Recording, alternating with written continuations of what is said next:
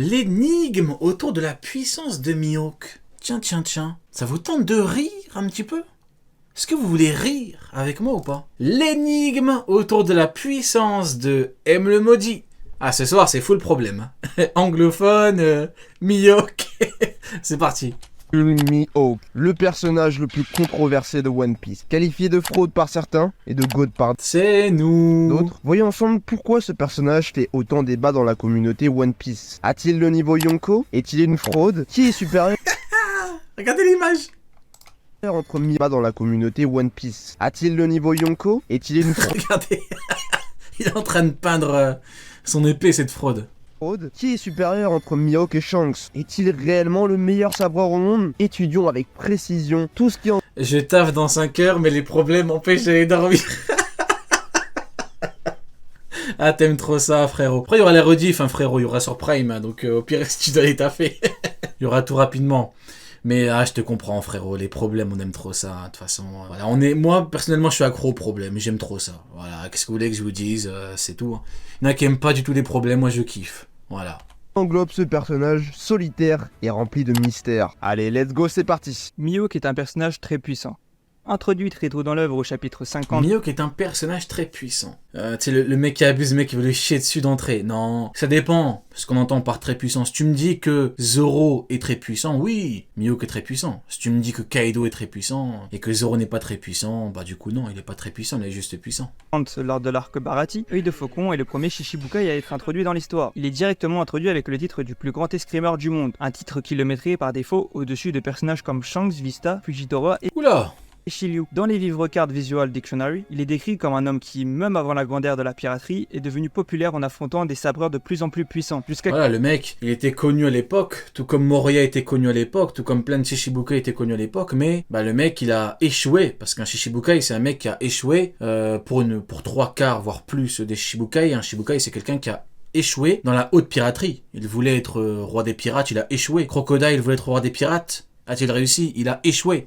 Moria, il voulait être roi des pirates, a-t-il réussi? Il a échoué. Ils ont tous échoué, donc ils se planquent chez les Shichibukai. C'est ça un Shichibukai, hein, qu'on soit clair. Un Shichibukai, c'est quelqu'un qui a échoué ou quelqu'un qui se planque, voilà, parce qu'il peut pas faire grand-chose. C'est ça un Shichibukai, hein, concrètement. qu'il n'en est plus à sa taille, carrément appelé le chasseur de marine. Reconnu par Barbe Blanche comme une légende au chapitre 434, Mihawk est un personnage avec une réputation... Mihawk est une légende, ah ouais. Vachement légendaire le bonhomme, hein. Donc bon, on va pas non plus tergiverser, on va pas commencer à dire que Tsuru c'est une légende, que voilà, Don Shinjo est une légende et tout, on va pas, oui, voilà. On va le donner, on va dire oui, c'est une légende. Voilà, il est légendaire, Mihawk. qui est Dans exceptionnelle. la frauderie peut-être, mais il est légendaire. Tout le monde reconnaît son titre, même les personnages puissants étant présents à Marineford, tels que Doflamingo, comme on l'a vu au chapitre... C'est tout, seulement Doflamingo. Les personnages puissants reconnaissent, et encore, hein, Doflamingo, tu entres en action... C'est pas vraiment reconnaître sa puissance, mais bon, soit. L'animé a vachement maxé, mais l'animé, tout le monde qui le regarde, oh, il va entrer en action et tout, mais dans le manga, il n'y a pas. Hein, dans le manga, il n'y a que Doflamingo qui se fout de sa gueule. Hein. Tu entres en action, le clown? Concrètement, c'est ce qui se passe. Hein, je n'invente rien, regardez. Il se fout littéralement de sa gueule. Alors, le clown, tu entres en action? C'est tout ce qui se passe. Hein. Concrètement, il n'y a pas plus que ça. Hein. Chapitre 553. Quand il s'est mis en action, tout le monde le valorise. Bien qu'il soit un grand solitaire, Tout le monde le valorise. Doflamingo.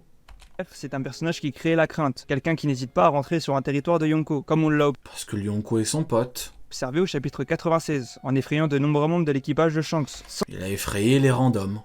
Sans aucune pression, il se ramène sur l'île d'un Yonko, comme Parce que le Yonko est son pote. s'il n'était en aucun cas en danger face à l'équipage sur l'île. D'ailleurs, Parce que le Yonko est son pote. concernant le fait qu'il ne veuille plus affronter Shanks, cela peut s'expliquer par le respect qu'il a envers son ancien rival. Shanks a perdu son bras, qui plus est son bras fort, son bras gauche, ce qui a dû le faire perdre considérablement en puissance, notamment dans sa qualité en tant qu'épéiste. Mihawk a des surnoms plutôt particuliers, ayant comme épithète Œil de Faucon, ou du clairvoyant comme Oda nous l'a dévoilé dans sa vie. Oda a eu l'idée de le surnommer clairvoyant, mais il n'a pas surnommé clairvoyant, il a que œil de faucon. Regarde, son nom est implicitement corrélé à son acquis de l'observation. Non, il n'y a pas d'implicitement œil de faucon parce qu'il a des yeux de faucon. tout simplement. La vision d'un faucon, quelque chose de très impressionnant. Il peut voir Oui, rien à voir avec le HDO du coup. des choses de des centaines de mètres, même si l'entité est extrêmement petite. Ainsi, Mihawk a un On est vachement dans le théorique, hein, mais bon, soit, pourquoi pas. Disons que théoriquement, il peut avoir un très bon HDO, théoriquement, pourquoi pas. acquis de l'observation théoriquement excellent. Ah bah théoriquement, ah bah il le dit. Ah bah ça va, on est sur la même longueur d'onde. Il a dit théoriquement, donc c'est parfait. Par son statut, mais aussi par le fait qu'il est capable au chapitre 561 de suivre du regard Luffy en Gear dans le champ de bataille alors qu'il y a des milliers de combattants autour de lui, et de réussir à être précis sur ce coup. Il y a aussi ce fameux moment où Ah, je vous ai dit, je mens pas. Hein. Je vous ai dit théoriquement, elle a dit théoriquement. Luffy se rend compte que s'il l'attaque, il va se faire charcuter ses bras. On ne sait en aucun cas si c'est un prémisse du acquis de l'observation de Luffy ou Mihawk qui a su projeter le futur dans sa tête. Peut-être. Non, Mihawk non, mais les mecs, s'il vous plaît. Mihawk a projeté le futur dans la tête de Luffy. Non mais c'est un magicien maintenant, Mihawk. Mihawk, c'est un sorcier maintenant. Il travaille à Poudlard, Mihawk, c'est quoi ça? Il se côté avec Dumbledore aussi. Non, les mecs, s'il vous plaît. Non, les mecs, s'il vous plaît. Comment ça, il va projeter la vision? Non. Non, s'il vous plaît, les mecs, s'il vous plaît. Peut-être que c'est un stade du acquis de l'observation qu'on n'a encore jamais vu pour l'instant, mais seul l'avenir pourra nous le confirmer. Beaucoup critiquent le fait que Mihawk soit un flopper à Marineford. Beaucoup critiquent le fait que Mihawk est un flopper à Marineford. Non. Mihawk est factuellement un flopper à Marineford, ce sont les faits. Le manga nous montre que c'est un flopper, il a factuellement floppé. Barbe Blanche, bah il a floppé, c'est juste qu'il a arrêté. Luffy, il a floppé 2 fois. Vista Crocodile, il a floppé. Ah, ce sont les faits. N'oublions pas que cet homme est venu en touriste. Il vient pour tuer le temps. Il n'aime pas le challenge venant des... Ah bah il est tellement venu en touriste qu'on le voit bien combattre avec son épée. Hein. Et puis il a dit à Luffy, désolé le roux, mais je vais... Enfin, il a parlé dans sa tête à Shanks, désolé le roux, je vais devoir tuer Luffy. Donc touriste, moi, peut-être qu'on n'a pas la même définition de touriste, hein, mais moi je connais pas beaucoup de touristes qui viennent et qui sont déterminés à tuer quelqu'un. C'est plus un assassin qu'un touriste, mais bon, pourquoi pas. Faibli. Il va nous montrer au chapitre 560. Ah, il est là le touriste là. Ouais, il veut tuer Luffy. Il y a pas de... Un touriste qui fume d'Asboness. Ah non, c'est pas un touriste. En mettant un coup de sabre infusé de haki sur Mr. One. Et en un coup, ce sera la fin pour lui à Marineford. Comme si c'était le random du coin. Alors c'est comme si c'était le random, tout à fait. Et quand Crocodile vient, c'est pas pareil. Pourquoi? Parce que Crocodile, c'est pas d'Asboness. Et que Mihawk peut pas gifler Crocodile apparemment en 2 secondes. Ce sont les faits, c'est dans le manga. Quand même le second Crocodile, un homme qui était dans les plus bas niveaux d'Impel Down. Ouais, enfin, le Zoro l'a fumé sur la Basta, mais Asboness, c'est pas non plus... Mais c'est vrai que durant cette bataille, on sent une certaine nonchalance chez Mihawk. Une certaine nonchalance? Bah, pourquoi est-ce qu'il s'excuse au nom de... Pourquoi est-ce qu'il s'excuse auprès de Shanks, alors? Désolé le roux, je vais lui ôter la vie. Bah, ne parle pas, alors. Peut-être qu'il était bourré après Mihawk aussi, hein. Il y a tellement de bourrés dans le monde de One Piece que... Contre Vista, contre Luffy, on sait qu'il est logiquement supérieur et pourtant Mihawk ne se donne même pas la peine de mettre de l'ardeur pour les combattre. Après, ta logique n'engage que toi. Comme si Mihawk ne pouvait pas largement battre Luffy de Marineford, qui n'avait même pas encore connaissance des différents acquis. Après, il a essayé, hein. C'est juste qu'il a floppé parce que Vista et Crocodile ils lui ont dit tu bouges pas. C'est tout, il n'y a pas de... Est-il plus fort que Luffy? Bien sûr. Mais il a floppé parce que les 2 autres lui ont dit stop. De plus, alors je sais que c'est cliché, mais souvent dans les mangas, c'est vrai que tous les personnages, lorsqu'ils lâchent les attaques les plus puissantes ou les attaques qui sont plus ou moins puissantes dans leur arsenal, il veut dire technique nommée. nomment leur coup. Kamusari, Ifrite Jambé. Oui, bah après je pourrais dire ça pour Vista. Hein. Vista, est-ce qu'il a fait une technique nommée contre Mihawk? Non. Est-ce que Barbe Blanche a fait des techniques nommées à Marineford? Non. C'est pas un argument, ça, technique nommée. Et pourtant, Mihawk n'a en aucun cas nommé un de ses coups Oui, comme le Big V, comme... Marco, je crois, Marco, il a pas fait de technique nommée à Marineford de mémoire. Barbe Blanche, c'est pas technique nommée. Comme le fait Zoro avec ses coups les plus puissants. Chose qui est très rare pour un personnage de One Piece. Et qui me fait dire que il était peut-être pas à 100%. Mais ça peut aussi s'expliquer par le fait que il cherche un adversaire plus fort que Shanks. Alors peut-être qu'il parle du... Enfin, il attend un épéiste plus fort que Shanks à l'épée. Il attend pas, sinon il attend Xebec quoi. Soyons clairs. Hein. Si tu attends un mec plus fort que Shanks actuel, tu attends Rox d'Xebec. Dans ce cas-là, faut le dire. Faut être clair dans nos propos. Il attend un mec plus fort que Shanks actuel, donc il attend Goldie Roger. Voilà, c'est ce qu'il attend. Là, il veut que Zoro atteigne le niveau de Goldie Roger. Faut qu'il le dise. Dis-nous.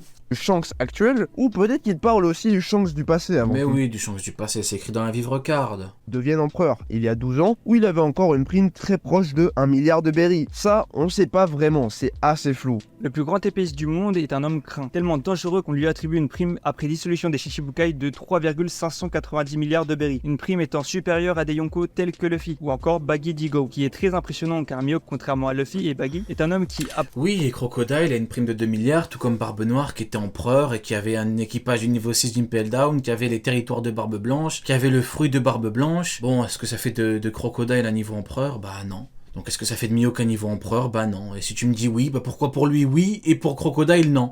Faut pas faire deux poids de mesure, non, non. Est-ce que pour lui oui? Ok, bah pourquoi pour Crocodile non? Ah, c'est pas pareil, ah bah oui, bah. Bizarrement, c'est jamais pareil pour les autres. Par son île, le babouin ne possède aucun territoire. Il n'a pas forcément d'alliés particuliers, pas d'équipage. Et cela nous montre que seule la puissance lui permet d'atteindre des rangs aussi hauts dans le monde de One Piece. D'ailleurs, dans le même chapitre, Bronyu nous confirme qu'il a bien un maniement de sabre supérieur au Yonko Shanks. Donc dans un combat au sabre, il est censé fumer tout le monde. Et personne de plus puissant au sabre que Shanks n'a été montré pour l'instant. Par contre, il y a aussi un élément qui reste assez flou. Ah, on y vient, les problèmes. Est-ce que ça a parlé de vivre card? On verra. Roulement de tambour. C'est le maniement du sabre. Je vois mal un maniement Ah non. Je croyais que ça allait parler de Vista, bah dommage. de l'épée basé sur la beauté des Ah. coups ou quelconque symbolique par rapport à la Il voix est là. du sabre. Cela se doit d'être Regardez, Vista qui affronte un mec plus fort que Shanks. Formidable. corrélé à la puissance un minimum. Vous voyez le Shanks là qui a haché sur Kid? Il est là, et ben lui il est plus fort que lui encore. Le sabre est indissociable au haki. Le meilleur exemple pour ça, c'est les lames noires, ou encore le haki de l'armement qui peut directement être appliqué sur un sabre. Alors ne me dites pas que cet homme combat juste avec son épée et aucun haki, serait illogique. L'obligation narrative. Le rêve de Zoro fait exister. Donc là, obligation narrative, bon bah là, on va parler en théorie. Théoriquement, il aurait le niveau ça, parce qu'il y a Zoro, alors que bon, Zoro n'a pas affronté depuis son power-up, donc ça n'a pas vraiment de sens, mais bon, pourquoi pas, soit, allons-y. C'est Mihawk. C'est littéralement l'achèvement du rêve qui passe par lui. Mihawk a été créé et développé pour Zoro et rien d'autre. C'est un des protagonistes principaux de l'œuvre. Il veut devenir le numéro 1 au sabre, devenir le meilleur épéiste au monde. Et ceci passe par le fait de nul autre que surpasser Mihawk, le battre en 1v1. Et justement, pour pouvoir surpasser Mihawk, il faut un minimum de puissance équivalente. Et c'est très difficile de s'admettre que actuellement, après le combat de Zoro contre King, Zoro soit déjà plus puissant que son objectif à atteindre, son maître. Cela voudrait dire que Zoro a... Après, Zoro, il a clairement dit « Je veux devenir le roi des enfers maintenant ». Donc pourquoi, allons au bout de la logique, pourquoi ne pas parler de meilleur épéiste au monde? Pourquoi parler de quelque chose d'autre? Et puis, actuellement, Zoro n'a pas affronté Mihawk. Donc qu'est-ce qui nous prouve actuellement que Mihawk est toujours plus fort que lui? Tu peux me dire plus fort, ok si tu veux. Mais qu'est-ce qui me prouve que Mihawk est bien plus fort que lui? On dit c'est le meilleur épéiste au monde. Ok, soit. Allez, on va continuer dans cette logique. Ok, très bien. C'est le meilleur épéiste au monde. Ok, donc il est encore plus fort que Zoro, ce qui n'a aucun sens vu que Zoro, parce que le titre ne peut pas le mettre au-dessus de Zoro vu que Zoro vient de Power Up. Mais bon, c'est pas grave. Soit. Qu'est-ce qui me prouve du coup qu'il est bien plus fort que lui? Au nom de quoi le meilleur épéiste au monde serait 2 à 3 fois plus fort que le deuxième meilleur épéiste au monde? Au nom de quoi? Pas de logique là-dedans. C'est comme si tu me dis je sais pas moi, le meilleur boxeur au monde, il est bien plus fort que le deuxième meilleur boxeur au monde. Au nom de quoi? Personne n'arrive à sa cheville. Ça n'a pas de sens en fait. C'est parce que t'es le meilleur dans un domaine que t'es forcément d'un tel niveau. déjà surpassé Mihawk après Wano, qui n'a plus rien à apprendre. Il est déjà à son max. Non, Mihawk se... Non, son max maintenant c'est Rayleigh, Seigneur des Ténèbres, Roi des Enfers. Zoro veut, comme l'a dit Mihawk, t'as trouvé une motivation plus forte que ton ambition, donc ambition, meilleur épéiste au monde, motivation, faire de Luffy le roi des pirates, ce qui est corrélé à Rayleigh, seconde du roi des pirates, la puissance de qui? Rayleigh. Mihawk à côté c'est une merde. La marine et les Shichibukai peuvent pas gérer Barbe Blanche et Rayleigh en même temps. Comment Mihawk peut être plus fort que Rayleigh Prime? Ça n'a pas de sens. Voilà, c'est le manga qui nous dit ça.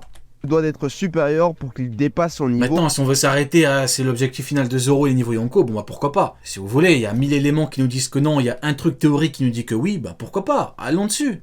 Après Wano. Sinon, quel intérêt de faire combattre les deux? Après, certains en commentaire de nos vidéos pensent au fait que ce soit Shiryu qui se... Après ça c'est théorique, hein, c'est pas... Mais encore là, le rêve de Zoro devient accessible très aisément, même trop facilement. Shiryu n'en a rien à faire de la voie du sabre. Il veut juste arriver à ses fins, de quelconque moyen. Mais bon, sur ce point-là, seul... Et le problème c'est qu'il n'y a aucun épéiste qui...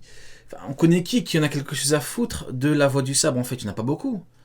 À part Zoro, Mihawk, Vista qui en a rien à foutre du titre, on connaît qui? On n'en connaît aucun. Ça le problème. C'est que tout le monde s'en tape en fait. Zoro il a pas combattu de mec qui a dit je veux être le meilleur épéiste au monde. Ça n'existe pas. Il n'y en a pas. Voilà, il n'y en a pas. Pourquoi? Parce que tout le monde s'en tape. Parce que Mihawk c'est qu'un Shichibukai de merde.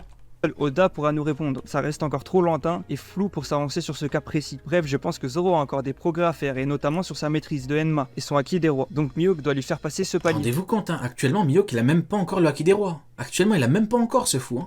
Mihawk est certainement le plus fort à l'épée sur toutes les mers de One Piece, comme le confirme son titre. Mais on ne peut pas appliquer cette phrase sur deux potentiels personnages qui nous ont été dévoilés très récemment, donc attention spoil. Ethan Baron vit Nojuro et Saint Figarland Ah, pour me faire plaisir, c'est comme ça qu'on doit me parler. On doit me parler en Tsangarling Figarland. Est-ce qu'il est plus fort que Mihawk? Oui, je pense que oui, les mecs. Assez de temps s'est passé, enfin, il y a eu assez de temps entre l'apparition et voilà, et nos jours et aujourd'hui, Tsangarling est plus fort que lui. Je pense que c'est un secret de Polichinelle maintenant, tout le monde est au courant. Garling, qui sont dragons célestes, des dieux. Et l'histoire semble se tourner vers un affrontement final vers les dieux de ce monde. Ainsi, Voilà pourquoi, une raison de plus qui fait qu'on n'aura sûrement pas de Zoro contre Mihawk, les mecs. Hein. Eh oui, mais bon, là on est dans le théorique, donc là on n'est pas dans les faits.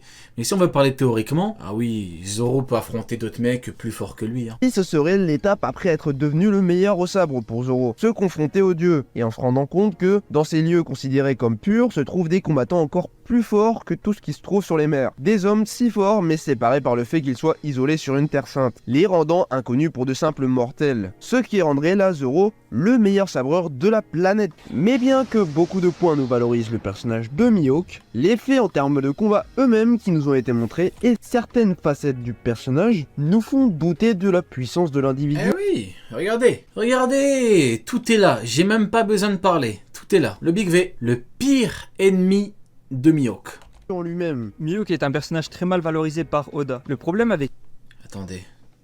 Ah ouais, d'accord, je viens de comprendre. Dans la première partie, ils disent que Mihawk est trop fort, et dans la deuxième partie, ils lui chient dessus. Mais pourquoi t'as pas prévenu, frérot? Pourquoi tu nous préviens pas? Je croyais que t'étais sérieux. Mais ouais, mais les mecs aussi, il faut être clair au début de la vidéo, sinon on comprend pas. Moi j'étais là en mode, j'étais braqué. Moi je me suis dit, c'est quoi cette merde, si vous voulez? Je me suis dit encore un pro Mihawk qui ne comprend rien. En fait, je me suis dit encore des perdants, si vous voulez. C'est ça que je me suis dit. Encore des perdants, bon, on souffle avec des arguments de merde. Mais en fait, la partie Mihawk fraude est plus longue que la partie Mihawk est fort. Bon, ben écoutez, c'est parti pour un grand moment de divertissement. C'est parti pour Mihawk, est-il une fraude ou pas?